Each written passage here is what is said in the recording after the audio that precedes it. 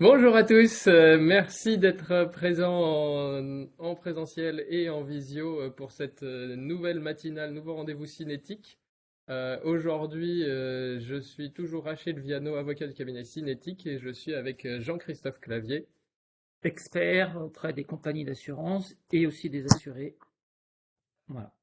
Voilà, et une matinale aujourd'hui consacrée du coup à la sécheresse et ses conséquences sur les bâtiments et les solutions à prévoir, que ce soit au niveau technique ou juridique. Hop. Alors, juste quelques propos introductifs d'abord, effectivement, puisque la sécheresse, on a vu que c'est de plus en plus présent dans la vie quotidienne et notamment avec cette année, une sécheresse qui est apparue très tôt. On a voulu remettre quelques chiffres parce que pour l'année 2022, ça a été l'année la plus chaude jamais enregistrée avec 33 jours de canicule. Et surtout les conséquences au-delà des sécheresses sur les récoltes, sur le bétail, sur les cours d'eau et les éventuelles pénuries d'eau. Il y a des conséquences sur les habitations. Et pour la France, il y a 10 millions de maisons qui sont particulièrement exposées avec un risque moyen à fort, ce qui représente environ une maison sur deux, et ça correspond à 48% du territoire. Pour l'année 2022, le coût estimé des sinistres, dont on n'aura pas les chiffres exacts avant au moins un an ou deux, le temps que les sinistres soient réglés par les compagnies d'assurance, mais le coût serait estimé entre 1,9 et 2,8 milliards d'euros, ce qui est une année relativement importante puisqu'on voit l'évolution avec les chiffres des années. Certaines années, c'est en dessous de 1 milliard. Là, entre 2 et 3 milliards, on est quand même sur une année assez importante après 2018 qui avait aussi été une année relativement importante et du coup des chiffres qui ne font qu'augmenter avec environ 30 000 sinistres par an. Donc le programme de cette matinée, c'est d'abord définir les sécheresses, ce qu'est une sécheresse, pour après ensuite expliquer rapidement le déroulement des procédures liées au règlement des sinistres de sécheresse et surtout venir sur les actions à mettre en œuvre, les actions préventives et les actions curatives et les recours en cas de difficultés rencontrées. Si tu veux intervenir, hein, tu Je- n'hésites je- pas pour compléter mes J'interviendrai. propos et autres. Je dirais simplement que sur 2022, on commence tout juste à avoir les dossiers qui arrivent dans les cabinets d'assurance, enfin les cabinets d'expertise. Voilà. Et les délais relativement importants liés au sinistre de sécheresse. Donc la définition légale de la sécheresse, elle se trouve à l'article L 125-1 du Code des assurances. Et cet article donne la définition en fait générale sur toutes les catastrophes naturelles et sont considérés comme les effets des catastrophes naturelles au sens du Code des assurances, les dommages matériels directs non assurables ayant eu pour cause déterminante l'intensité anormale d'un agent naturel. C'est vraiment cette définition-là qui est reprise après par les compagnies d'assurance. Et le point critique, c'est la cause déterminante puisque c'est là-dessus que va se jouer un certain nombre de contentieux liés à l'indemnisation des sinistres de sécheresse. Et aussi les risques directs, Oui, qui va changer dans quelques temps. voilà, donc ça tu pourras je crois que tu as mis un peu plus d'explications Pas sur forcément. le suite. J'ai repris du coup dans les différentes conditions générales des contrats qui font toute référence à cette intensité anormale d'un agent naturel. C'est pas rédigé exactement pareil et certaines compagnies ont des conditions générales qui peuvent être un peu plus larges ou un peu plus précises dans la définition de l'indemnisation des catastrophes naturelles. Mais dans l'ensemble, ça renvoie tout à la loi de 82 qui maintenant a été codifiée et du coup qui ont une définition assez stricte, on va dire, et assez encadrée des catastrophes naturelles. Du coup, sur la sécheresse, ce qui peut conduire à un sinistre et à une indemnisation par l'assurance, c'est les épisodes et le phénomène de retrait-gonflement des sols argileux. C'est-à-dire que c'est pas la sécheresse en elle-même qui est la cause des fissures et des dommages sur les bâtiments, c'est l'assèchement du sol, puis la réhumidification qui conduisent à des mouvements des sols et donc un affaiblissement des fondations des bâtiments et du coup l'apparition de fissures qui vont de la micro-fissure, la fissure et l'ouverture des murs et l'effondrement des bâtiments si rien n'est fait. Si tu as des explications plus précises sur Non, non, non. les retraits et gonflements des sols argileux, et ça touche de nombreux bâtiments, principalement des maisons d'habitation, voire des routes aussi, mais ça peut aussi toucher des bâtiments plus importants, puisque sur un hôpital de la Loire, j'avais eu un phénomène de retrait et gonflement des sols argileux qui avait conduit à une déformation des sols, enfin des pièces qui étaient au sous-sol de l'immeuble, qui étaient notamment les salles de chirurgie. Donc, quand les pièces sont déformées et que le sol se soulève à cause de ce phénomène, ça conduit à des problématiques bien plus importantes et des chiffrages bien plus élevés du sinistre pour les bâtiments concernés. Sur le déroulement de la procédure en sinistre sécheresse, du coup, la première chose à faire quand il y a un constat d'apparition de fissures et de dommages, c'est une déclaration à la mairie pour que la mairie constitue un dossier auprès de la préfecture en demande de reconnaissance de l'état de catastrophe naturelle. La procédure administrative passe par cette procédure qui passe d'abord par la mairie, qui transmet à la préfecture, qui elle-même va réunir toutes les communes qui sont concernées par un potentiel dommage lié à la sécheresse et après transmettre au service de l'État. Qui implique des délais assez longs. Voilà, le temps de réunir tous Parce, les éléments. voilà. Parce que pour la sécheresse de 2022, on a les arrêtés qui sont tombés que très récemment, C'est il y a ça. 15 jours, 3 semaines. J'ai repris Donc, les arrêtés depuis le début d'année. Donc l'arrêté de janvier, il y en a eu en janvier, février, mars, avril. Et du coup, en janvier 2023, on a eu les arrêtés pour les sécheresses de 2021. Janvier, décembre 2021. En février, c'était juillet à septembre 2021, plus juillet à septembre 2020. On a eu beaucoup de refus aussi, puisque ça arrive qu'il y ait des refus de la reconnaissance de l'état de catastrophe naturelle.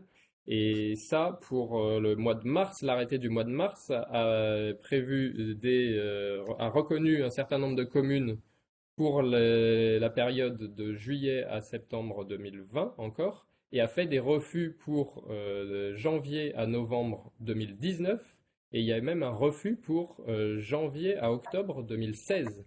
Donc des délais vraiment très longs qui peuvent impliquer pour les sinistrés un temps d'attente pour une éventuelle prise en charge. Et là, pour les cas de 2016, au final, ça fait 7 ans qu'ils attendent, 8 ans qu'ils attendent pour au final avoir le résultat qu'il n'y a pas de reconnaissance de l'état de catastrophe naturelle et que donc les fissures qui sont potentiellement apparues et qui ont pu s'aggraver au fil des ans ne sont pas prises en charge.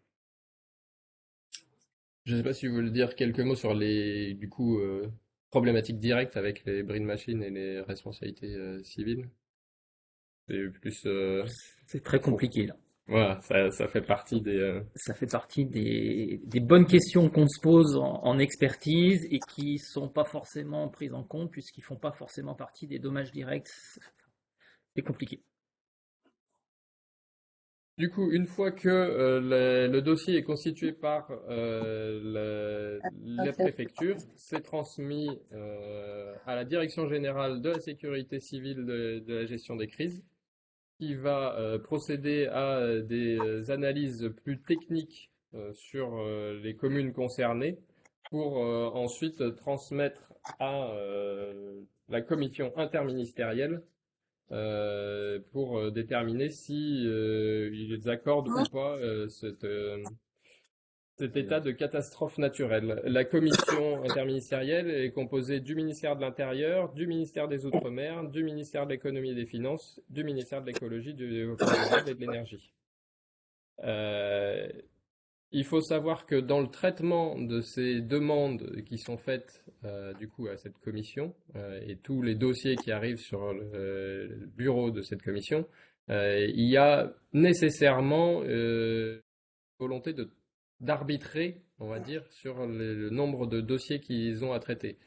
S'ils acceptaient toutes les demandes, ça conduirait à un déséquilibre de, du système de garantie et du coup une indemnisation certes des assurés, mais une explosion du coût pour tout le monde, aussi bien les assurés, les compagnies d'assurance et l'État qui derrière se charge également d'indemniser ces problématiques. Donc il y a effectivement une problématique qui peut se poser et quand il y a un avis favorable qui est rendu, ça permet de poursuivre. Quand l'avis est défavorable, ben malheureusement, il n'y a pas de suite et pas de prise en charge par l'assurance parce que l'assurance intervient uniquement lorsque il y a une reconnaissance de l'état de catastrophe naturelle. Une fois qu'il y a eu un avis favorable, il y a un arrêté qui est publié. Il est publié au JO, au journal officiel, et il est communiqué aux mairies, par les préfectures, puis aux sinistrés, pour que eux-mêmes puissent déclarer dans les 10 jours à leur assurance habitation le dégât. Donc on se retrouve des fois plusieurs années après. Et maintenant, heureusement, le délai de prescription a été porté de 2 à 5 ans depuis la loi du 28 décembre 2021, puisque avant il y avait un délai de prescription de 2 ans, ce qui pouvait parfois être un peu court sur l'apparition des fissures et l'obtention de l'arrêté reconnaissant l'état de catastrophe naturelle. Une fois que la déclaration a été faite, la compagnie d'assurance va mettre en place une expertise d'assurance pour déterminer si les retraits-gonflements et les mouvements de sol sont la cause déterminante des dommages et proposer une indemnisation en fonction pour permettre la réparation des bâtiments. J'ai mis juste un mot pour dire qu'il y a des procédures accélérées en cas d'extrême urgence et sur décision du gouvernement. Alors, on le voit peut-être un peu moins pour les cas de sécheresse, on le voit beaucoup plus pour les cas d'inondation. Mais il y a une procédure accélérée sur les catastrophes naturelles et qui permettent de vraiment obtenir un arrêté beaucoup plus rapidement. Et dans ces cas-là, la commission interministérielle ne rend pas d'avis défavorable.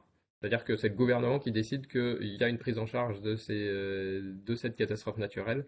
Et du coup, ça permet d'obtenir une indemnité plus rapidement et la constitution des dossiers par les assureurs beaucoup plus rapidement. J'ai mis un mot effectivement sur un cas particulier des aides exceptionnelles qui ont été accordées dans le cadre de la sécheresse de 2018. Le gouvernement a décidé pour certains cas d'octroyer des aides en plus, notamment pour ceux qui auraient des dossiers qui ne seraient pas pris en charge par les assureurs dans le cadre de la catastrophe naturelle. Mais quand on regarde dans le détail, les conditions d'octroi sont vraiment très restrictives. Non seulement elles concernent que les ménages à revenus très modestes et les aides vont de 10 000 euros au maximum pour les ménages à revenus modestes à 15 000 euros pour les ménages à revenus très modestes. Et quand on sait que le coût des sinistres peut aller de 15 000 euros, certes, mais quand il y a besoin de renforcer tout le bâtiment, on peut dépasser facilement les 100 000 euros. Une aide de 15 000 euros, ça va pas changer la face du monde et ça va pas permettre aux gens de reconstruire leur maison. Du coup, les problématiques, effectivement, dont j'évoquais à quelques mots un instant, c'est sur la problématique du coût des sinistres de sécheresse, avec l'équilibre financier du régime des catastrophes naturelles qui est prévu, en fait, dans le code des assurances. Il y a même une disposition qui évoque cette difficulté où il faut toujours qu'il y ait un équilibre, puisque l'État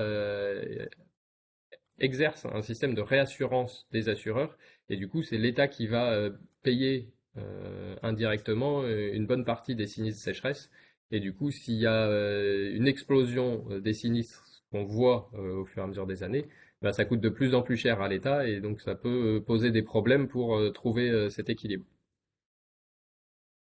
Sur les actions à mettre en place sur les bâtiments, les actions préventives. Donc depuis quelques années, il y a maintenant une obligation pour le vendeur et pour le maître d'ouvrage qui fait réaliser des travaux de fournir une étude géotechnique préalable.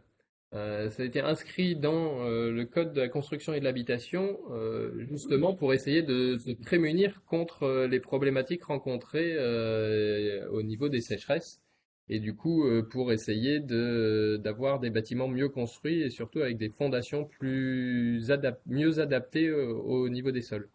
Donc une obligation de faire cette étude géotechnique préalable, que ce soit avant de vendre un terrain non bâti, un terrain constructible non encore construit, ou lorsque un maître d'ouvrage fait et confie des travaux à une entreprise, il a cette obligation de fournir une étude géotechnique préalable. Euh, alors le coût est assez variable et en fonction des... Alors, le gros problème sur ces études géotechniques, c'est qu'elles ne sont pas définies. Donc, effectivement, le coût peut être variable. Sur une maison individuelle, on peut considérer un coût sur une étude géotechnique correcte aux environs de 1 500 euros, qui est pratiquement, enfin, c'est un peu plus de 1% sur 1,5% du coût d'une construction d'une maison individuelle. Donc, à mon sens, il faut vraiment pas s'en priver et le faire correctement. Voilà, et ça aidera, on va dire, les constructeurs à réaliser des maisons et des élévations et surtout des fondations adaptées au terrain. Après, l'étude géotechnique préalable, elle va pas faire des sondages sur tout le terrain. Elle va en faire un, deux, trois. C'est déjà beaucoup. 3, oui. Et ça garantit même pas que la consistance du terrain sera la même de partout sur la parcelle. Mais bon, quand on construit une maison, en général, on l'étale pas sur 500 mètres carrés au sol. On peut faire des élévations, mais c'est quand même un moyen de limiter le risque, on va dire, de conséquences après sur la construction des dégâts qui peuvent être causés par les épisodes de retrait-gonflement des argiles. D'autant que les évolutions législatives ne garantiront plus, ne feront que les assurances ne garantiront plus s'il n'y a pas d'étude de sol. Voilà. Ce qui est quand même C'est- très très important de savoir. Enfin, l'étude de sol est primordiale, enfin pour moi elle est complètement primordiale pour toute construction, même si beaucoup s'en passent actuellement. Et elle le sera d'autant plus que il n'y aura pas de garantie qui sera accordée par les assureurs s'il n'y en a pas maintenant. Ouais. Et alors qu'actuellement, c'est vrai qu'il n'y a pas de vraies sanctions qui s'appliquent si l'étude géotechnique n'est pas fournie. Ça peut être une responsabilité, mais quand on est vendeur particulier ou quand on est maître d'ouvrage profane et qu'on confie à un professionnel des travaux, que ce professionnel ne demande pas l'étude géotechnique qui est bien à la charge du maître d'ouvrage, ça peut impliquer qu'il va assumer lui la responsabilité et du coup, vu qu'il n'y a pas de sanction directe, la sanction indirecte, ce sera effectivement ce refus de garantie si elle n'a pas été réalisée. Alors, pour un coût, encore une fois, minime, 1,5%, grosso modo, voire moins pour des grosses constructions, et un risque important, puisque, comme on a dit tout à l'heure, on peut monter jusqu'à 100, voire 200 000 euros de réparation. Ouais, ça va très vite. Ça va très vite pour presque rien. Voilà. Et du coup, effectivement, au moment de la vente et sur les problématiques que peuvent se poser au niveau des terrains, je vais juste mentionner un tout petit fascicule qu'a fait l'AQC sur justement les différents risques auxquels est exposé un terrain, que ce soit les risques de sécheresse ou les 10 autres différents risques qui existent, dont un certain nombre font partie des diagnostics obligatoires avant vente. Donc c'est un tout petit guide, mais ça permet de prendre conscience aussi que quand on a une construction et une maison sur son terrain, c'est pas juste des moellons qui sont posés et il peut y avoir des conséquences même pour une construction qui est déjà là depuis quelques années.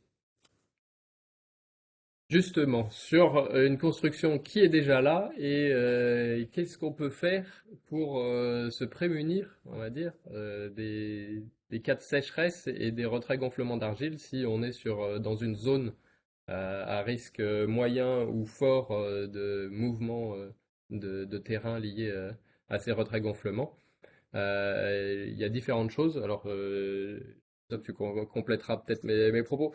Moi, de ce que j'ai vu en ma seule compétence d'avocat, c'est que il faut traiter les eaux sur le terrain pour éviter que ça s'approche trop près des fondations, éliminer les plantations qui peuvent aussi assécher les terrains et des renforcements préventifs. Là, Alors c'est surtout sur des anciennes maisons, les renforcements préventifs. Si vous avez des maisons en pisé ou en moellon de pierre, il se peut qu'il y ait quand même quelques renforts à faire en mesure préventive.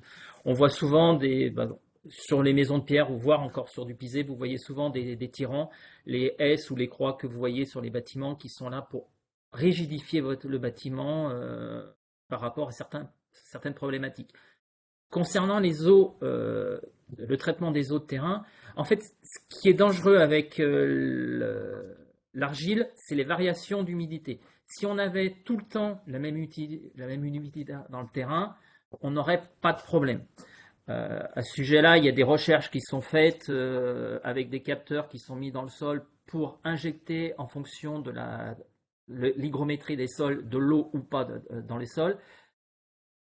Ces essais, même si moi je suis assez dubitatif sur l'utilisation à grande échelle, montrent quand même qu'on a des bons résultats si on maîtrise bien l'humidité. Alors, ces traitements d'eau se font soit par injection d'eau dans le sol, mais aussi par des mises en place de drains sur lesquels il faut quand même être très vigilant quand on les fait parce que quand vous drainez un sol, bah, vous évacuez l'eau et s'il est vraiment argileux avec beaucoup d'eau quand ça a été construit, vous pouvez générer des désordres. Ce qui n'est pas forcément, il faut le faire avec précaution et bien réfléchir quand on le fait, comment on le fait. L'élimination des plantations, oui, non. Euh, Pourquoi Alors oui, parce que quand vous avez un saule pleureur, vous savez que le saule pleureur va pomper beaucoup d'eau. Mais d'un autre côté, euh, vous avez un arbre, il vous protège et l'eau au niveau du sol n'est pas évaporée. Vous avez moins de thermoévaporation. Donc, c'est pas si simple que ça. Il faut encore. Voilà. Alors, je suis pour moi l'élimination des plantations des arbres à haute tige parce que ça va effectivement pomper et en plus de ça, vous avez un second risque sur ces arbres à haute tige, c'est qu'en cas de fort vent, l'arbre peut tomber sur la maison, ce qui est aussi un problème.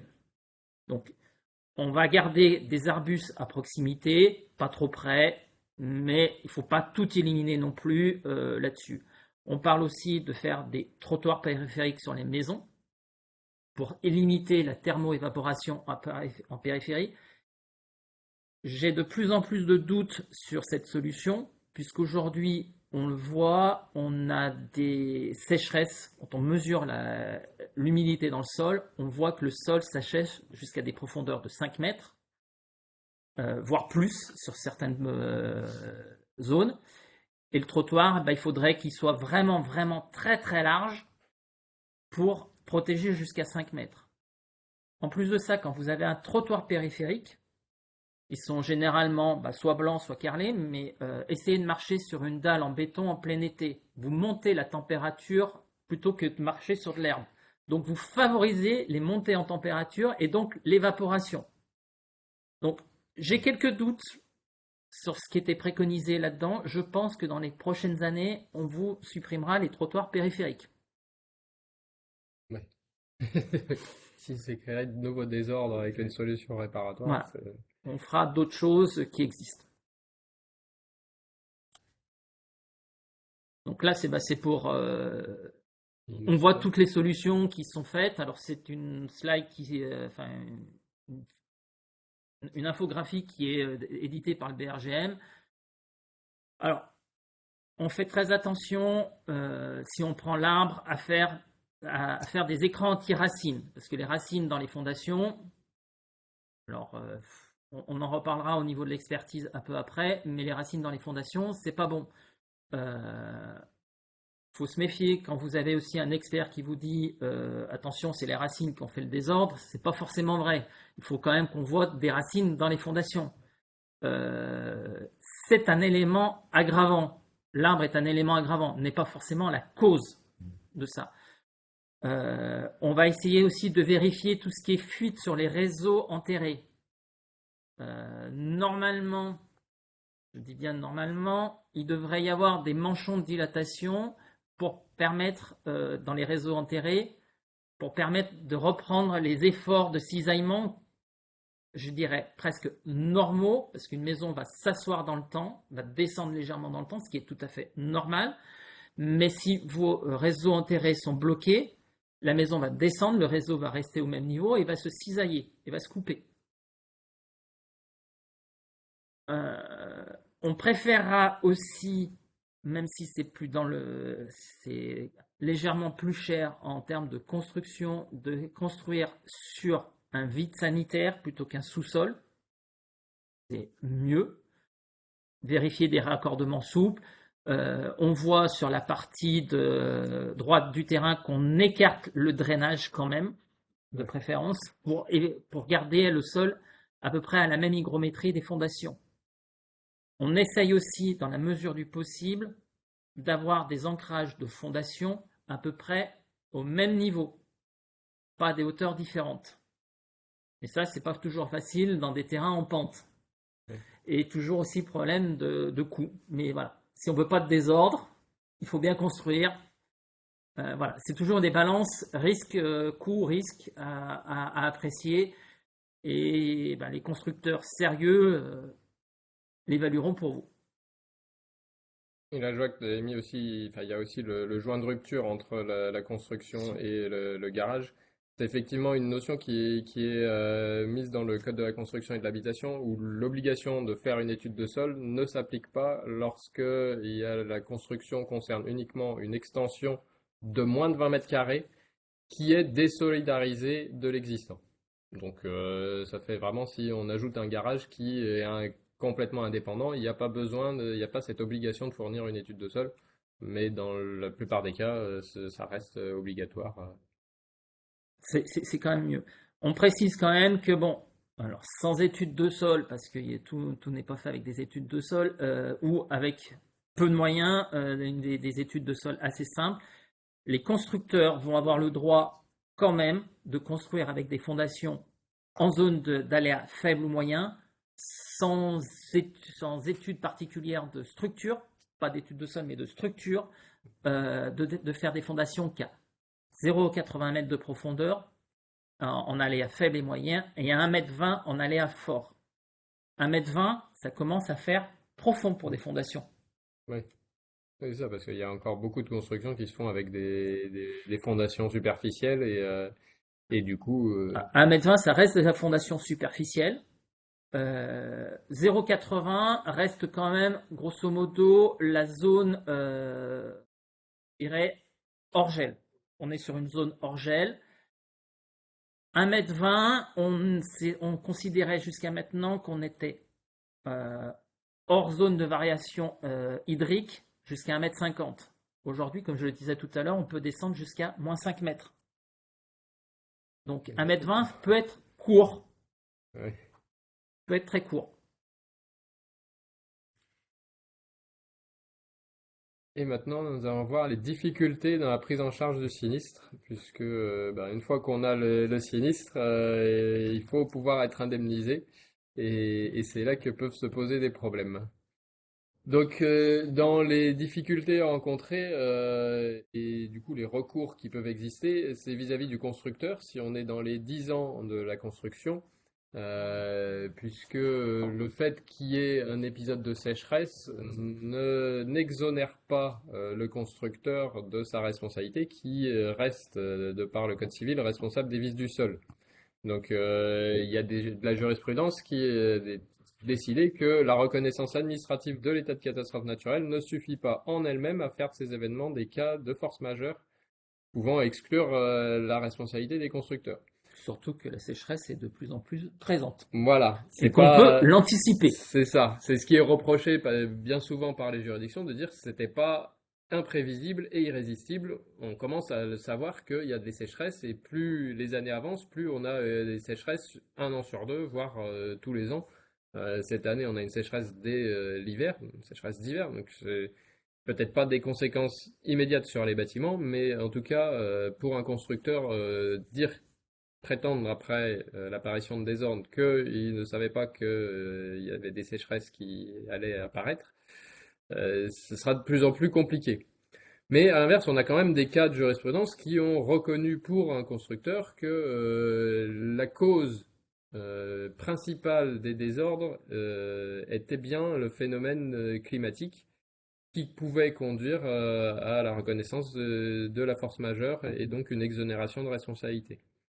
C'est vraiment du cas par cas en fonction des conclusions d'un expert judiciaire qui sera allé sur place pour voir si on retient ou pas la responsabilité de l'entreprise qui aurait dû prévoir les choses. Et avec maintenant cette obligation qui est mise en place pour les études géotechniques préalables, ce sera de plus en plus compliqué pour les constructeurs de s'exonérer de leur responsabilité en disant ben, il y avait une étude, je ne l'ai pas demandé, j'ai fait des fondations superficielles et c'est pas de ma faute, c'était la sécheresse. La sécheresse, il y en a de plus en plus. Les fondations, enfin les études géotechniques, les études de sol sont de plus en plus obligatoires, de plus en plus recommandées. Donc pour un constructeur, sa responsabilité risque d'être de plus en plus engagée si il ne prévoit pas les mesures adaptées. Constructeur au sens large, hein, puisque les maîtres d'œuvre seront beaucoup recherchés sur la conception justement de la construction, encore plus que dans les dossiers actuellement qu'on voit. Maître d'œuvre et CNI.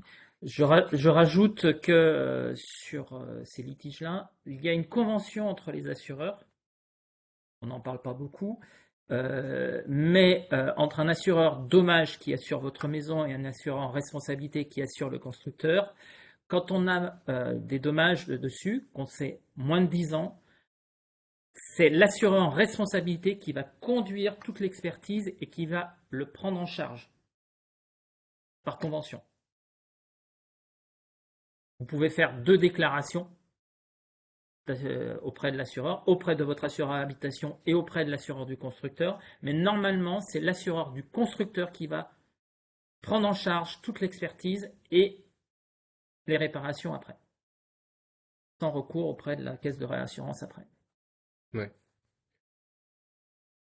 Du coup, on en vient à justement les problématiques rencontrées avec les assureurs qui peuvent refuser. Alors, c'est pas toujours le cas, mais dans les statistiques qu'on peut trouver, il y aurait 53% des sinistres, des déclarations de sinistres catastrophes naturelles qui seraient rejetées pour ne pas être en lien direct avec la catastrophe naturelle.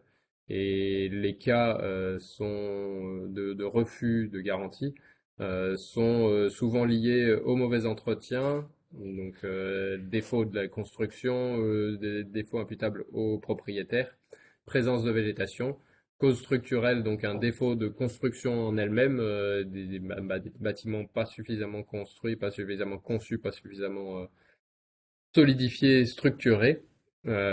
Et ça repose sur l'expertise amiable qui est diligentée. Et ce qui est reproché bien souvent, c'est que à l'occasion de cette expertise, l'assureur ne fait pas obligatoirement d'études de sol pour vérifier si la cause est en lien direct ou pas avec les dégâts constatés. C'est là-dessus que va intervenir à la fois l'avocat et surtout l'expert d'assuré pour accompagner les sinistrés et déterminer s'il y a effectivement un lien ou pas avec la cause supposée de la catastrophe naturelle et du retrait-gonflement des argiles. Alors, sur les refus de garantie, sur la présence de végétation, alors, il faut contester pratiquement systématiquement. Moi, à part voir des racines mais je parle de racines, pas de radicelles, dans les fondations, oui, il y a un arbre, ok, il y a un arbre, il pompe un peu d'eau, un peu plus que nécessaire, mais il y a de l'argile. Voilà. Sur des causes structurelles, j'ai eu plusieurs dossiers. Euh, alors, je suis très partagé. Il faut quand même déterminer l'origine des désordres. Si vous avez une vieille maison, alors souvent vous allez entendre parler des gens, une vieille maison n'est pas fondée. On l'entend. Moi, ça m'écorche les oreilles de dire qu'une maison n'est pas fondée. Euh, alors, elle n'a pas des fondations comme on les fait maintenant. Mais la maison, elle est fondée. Elle repose sur le sol. Oui. Sinon, elle s'envolerait. Ça fait sourire, mais moi, quand je l'entends, on me dit la maison n'est pas fondée. Une maison est fondée. Elle n'est pas fondée comme on l'est fait maintenant. Et pendant 150 ans, elle n'a pas bougé. Donc dire que c'est structurel, que c'est une mauvaise construction, moi personnellement, j'ai du mal. Je vous le dis. J'entends des collègues, des confrères qui me le disent, ah ben non, c'est une vieille maison, elle n'est pas fondée, non garantie.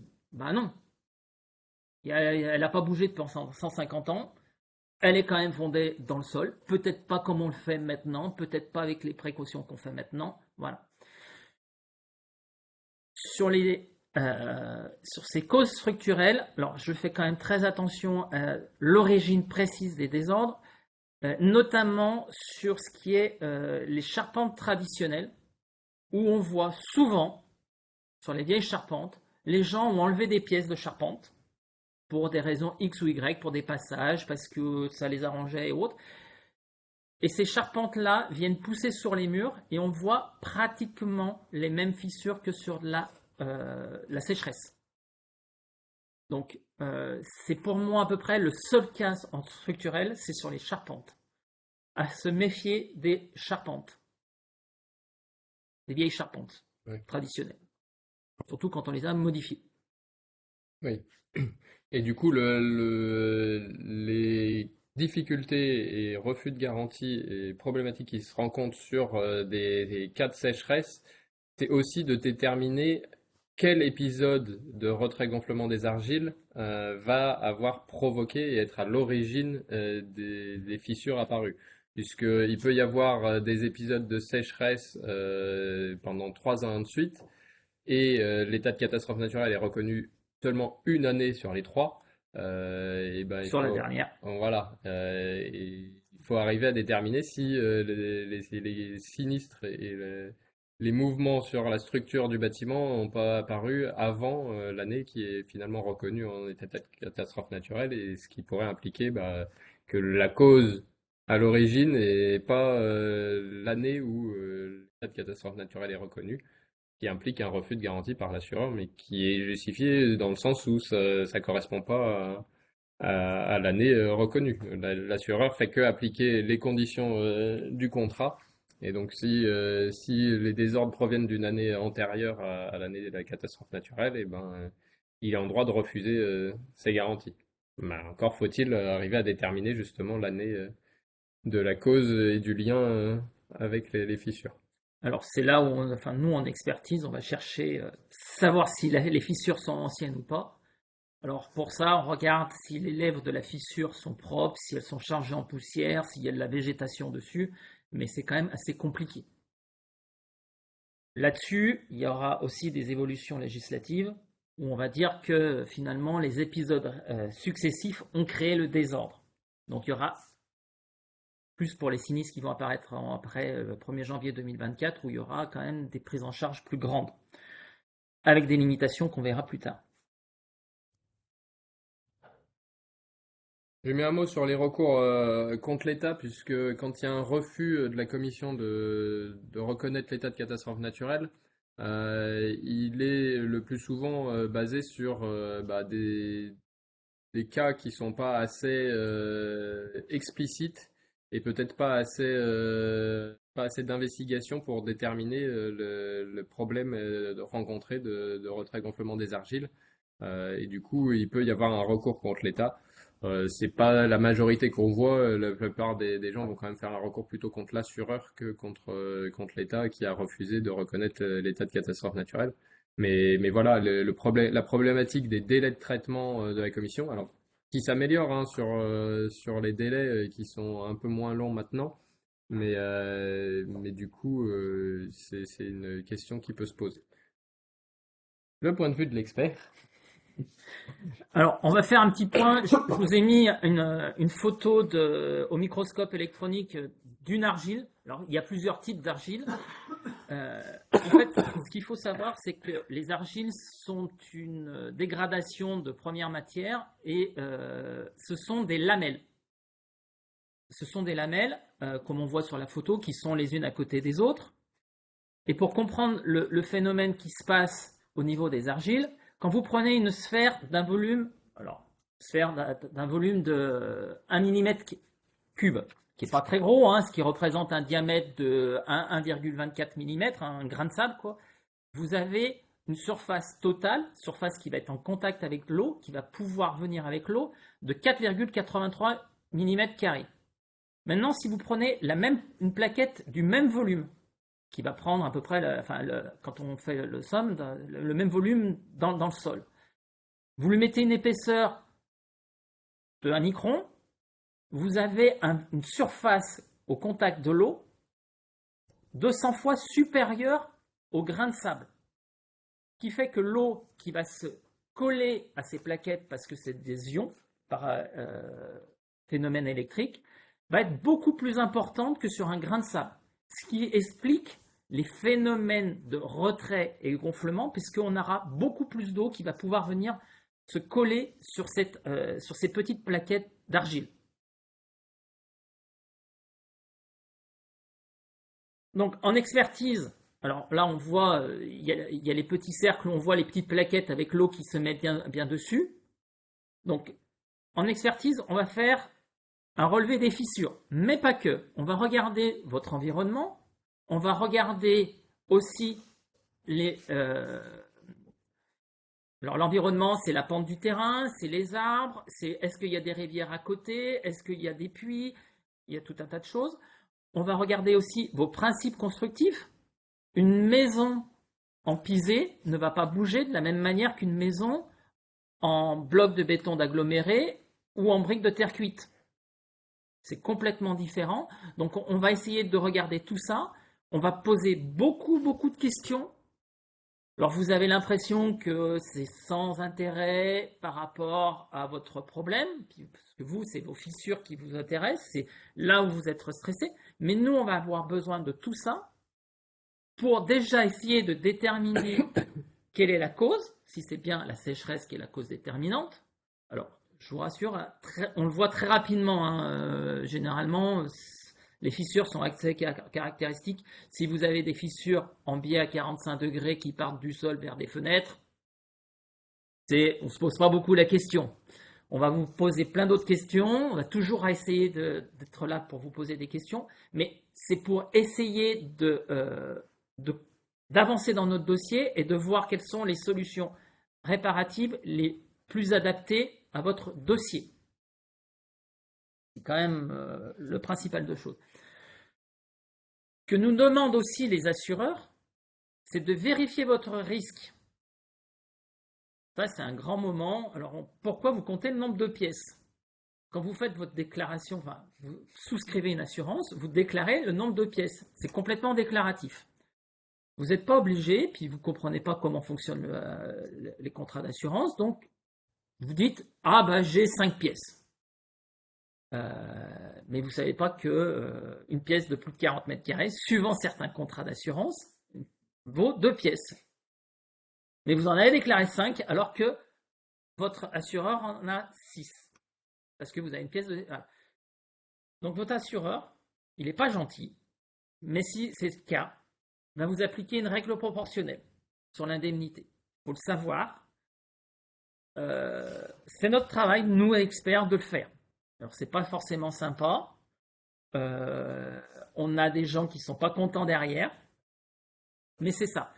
Je vous conseille quand même, moi personnellement, de bien vérifier votre contrat, si possible de faire venir votre agent, c'est de plus en plus difficile de les faire venir chez soi, pour qu'il fasse une vérification du risque, lui, et pas vous.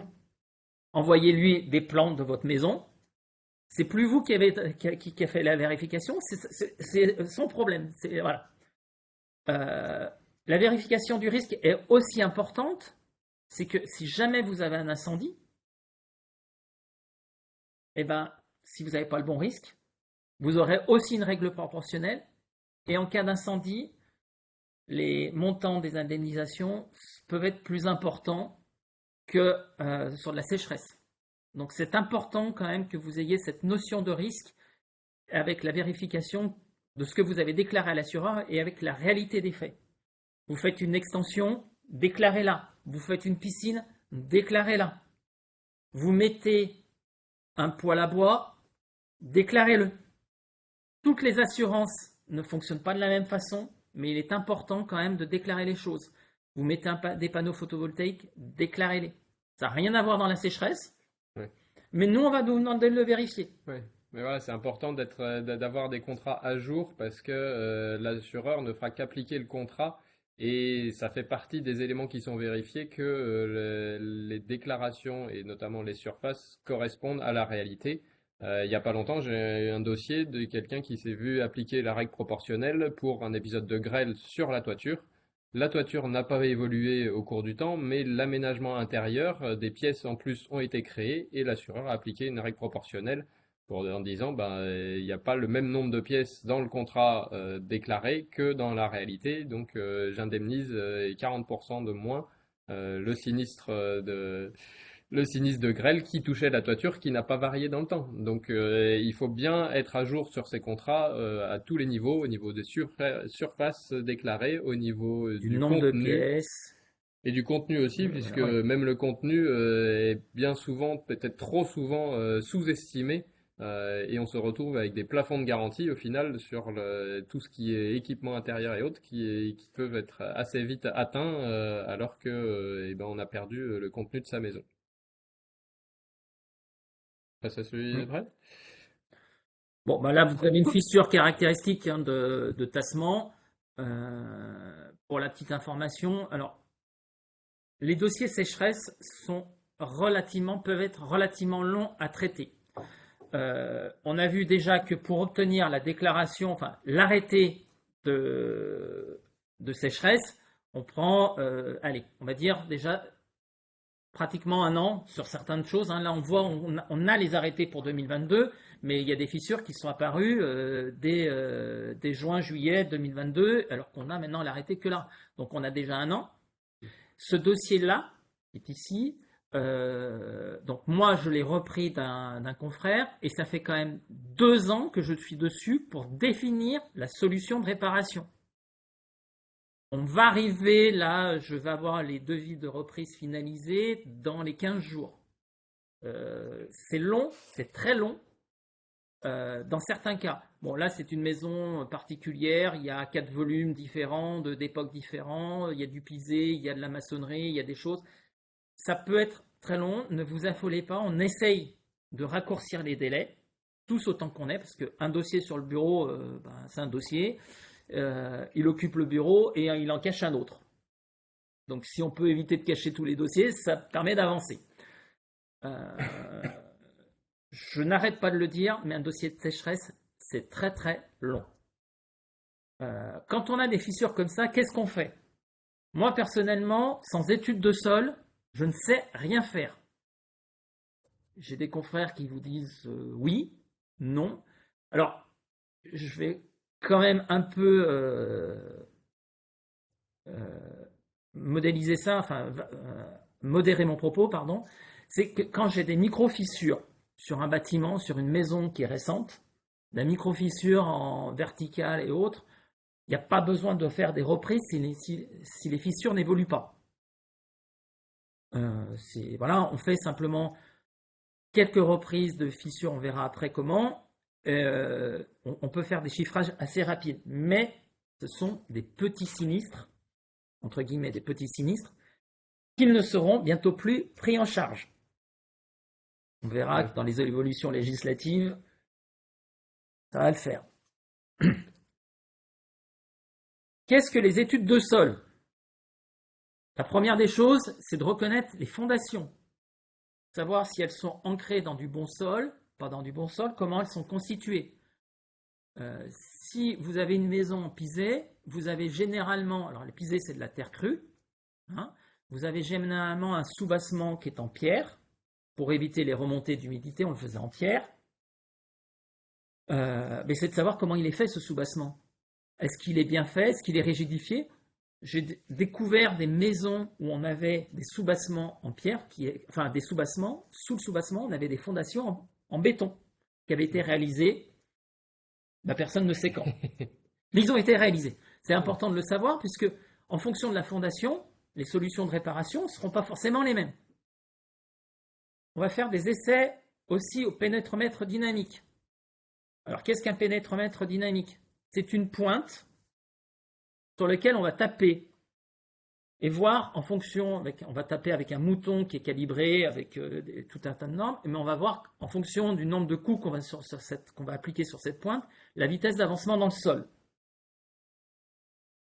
Je ne suis pas friand de ces essais-là, mais ils ne sont pas chers. Donc les assureurs vont les demander. Pourquoi je ne suis pas friand? Parce que quand vous avez la pointe qui tombe sur un caillou, qu'est-ce qu'elle fait? Elle va descendre, mais beaucoup moins vite. Et vous allez avoir l'impression d'avoir un bon sol. Or qu'en fait, c'est simplement un caillou qui est là au milieu du sol. On en fait 3 généralement. On regarde s'ils sont cohérents l'un par rapport à l'autre. Voilà. Ces essais ne permettent pas de savoir les couches lithographiques qu'on a dans le sol, c'est-à-dire les différentes épaisseurs de bon sol, si c'est de l'argile, si c'est du rocher, avec les épaisseurs. Il est évident que 10 cm d'argile ne varie pas de la même façon que 5 mètres d'argile. 5 mètres d'argile, ça va beaucoup plus varier en hauteur que 10 cm. On fait des essais pressiométriques, que je préfère. On va faire un trou à l'intérieur dans le sol, on va extraire le sol, donc ça permet d'avoir les différentes couches. Et on fait des essais, on insère des ballons à l'intérieur après une fois qu'on a fait le trou pour voir la résistance du sol. Cet essai est plus cher, dure plus longtemps, mais donne de meilleures informations. Nous allons faire après des essais en laboratoire, de la granulométrie, de la teneur en eau naturelle, c'est-à-dire l'eau qui est dans le sol, des limites d'Atterberg. Alors c'est voir les indices de plasticité et de liquidité et la valeur au bleu des sols. Cette valeur au bleu des sols, on va le voir après comment c'est.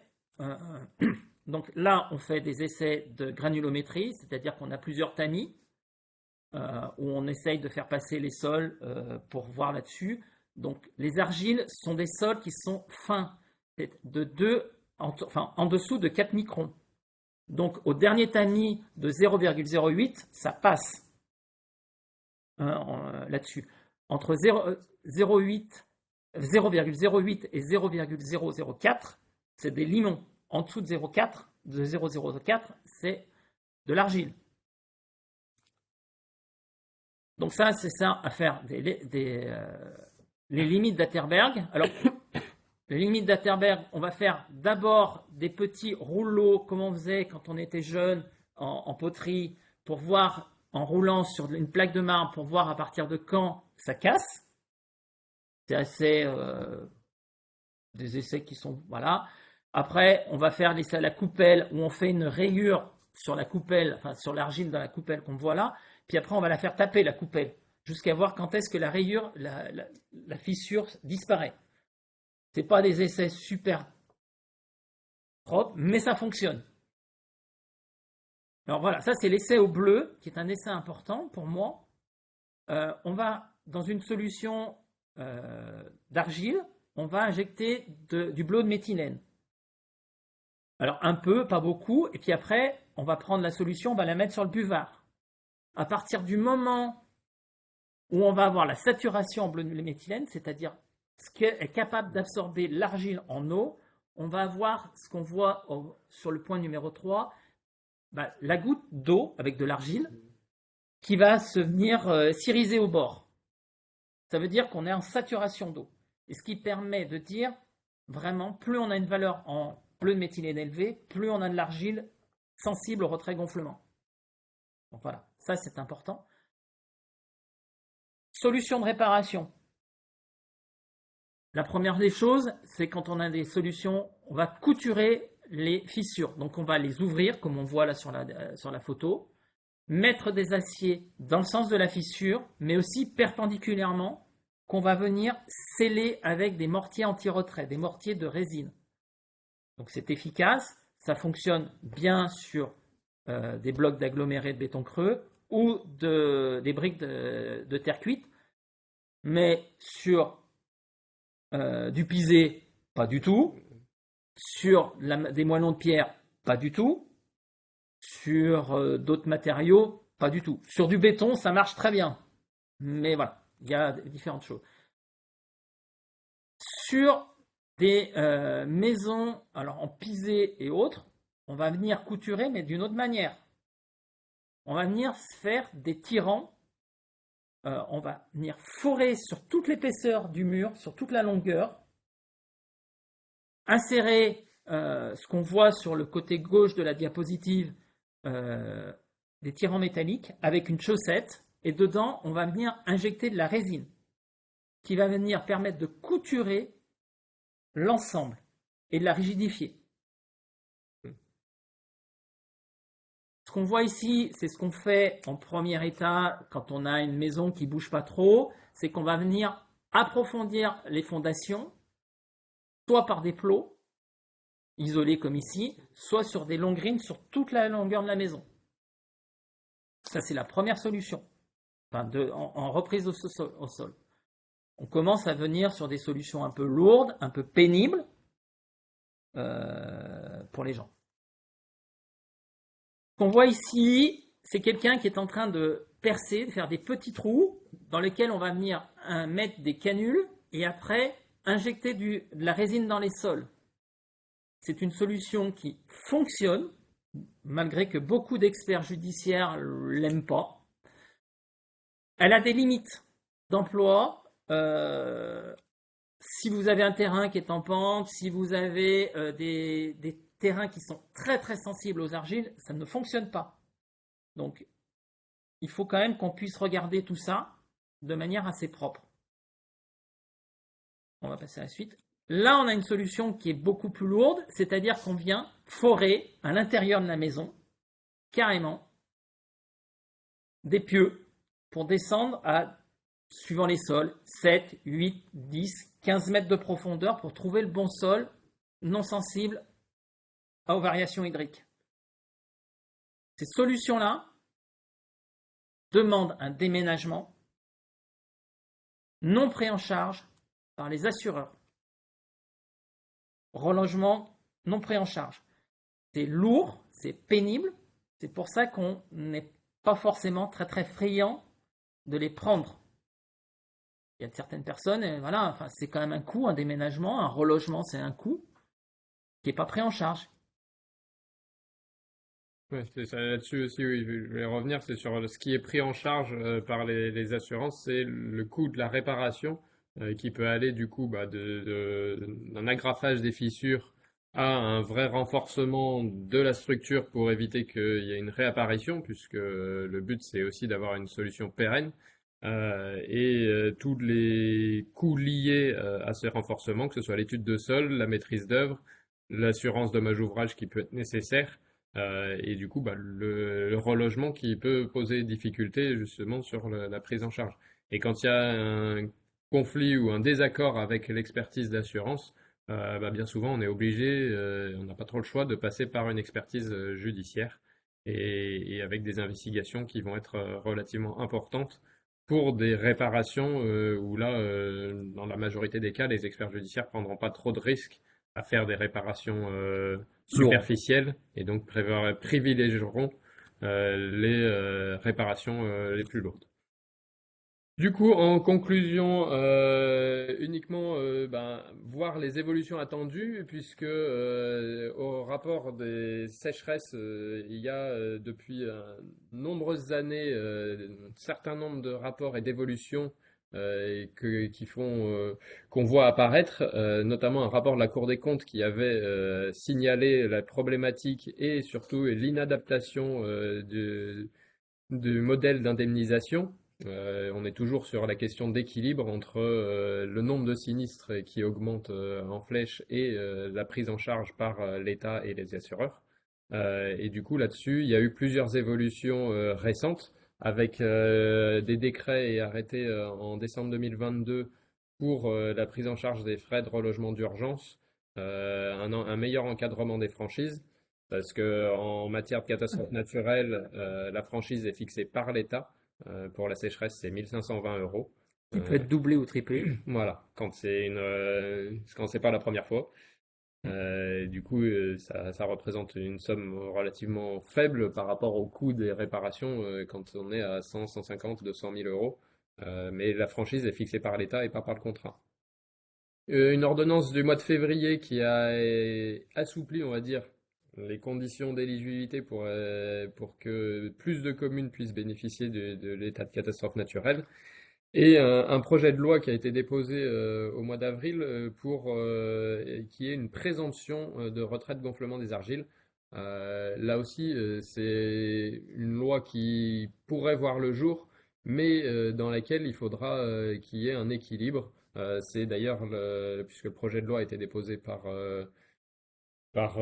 Sandrine Rousseau, je l'avais Oui. vu, et du coup, le gouvernement ne veut pas s'opposer à cette loi, mais a chargé une mission d'évaluation pour estimer les risques et l'assurabilité de ce risque, des risques climatiques, puisque le surcoût attendu est de 70 milliards d'euros, donc un surcoût par rapport au coût actuel dans les années à venir. Donc une mission d'évaluation pour trouver comment financer tout ça et comment trouver l'équilibre entre les primes qui sont relativement modérées, on va dire, pour la catastrophe naturelle, puisque c'est environ 25 euros dans les contrats d'assurance habitation. Voire même moins.